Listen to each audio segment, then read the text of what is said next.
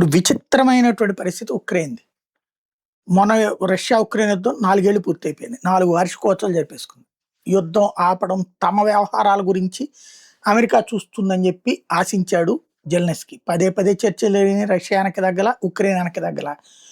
ఆహ్, రష్యా వెనక్కి తగ్గే టైంలో యూరప్ దేశాలు ఉక్రెయిన్ రెచ్చగొట్టి గొడవ చేసినాయి. ఇప్పుడు అమెరికానేమో ఉక్రెయిన్‌కి 10 పైసలు ఇవ్వట్ల. యూరప్ దేశాలు, నాటో దేశాలు చందాలు ఇస్తుంటే దాన్ని ఆ డబ్బులు తీసుకొని బతికేస్తున్నాడు జెలెన్స్కీ.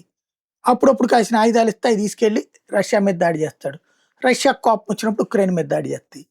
ఇప్పుడు ఈ ఇజ్రాయెలు, ఇరాన్ వారు, అమెరికా, ఇరాన్ వారు, ఇరాను, గల్ఫ్ వారు వీటన్నిటి మధ్యన కవరేజ్ కూడా పోయింది. ఆడికి పబ్లిసిటీ వస్తే చాలు జెలెన్స్కీ ఏమైనా చేస్తాడు.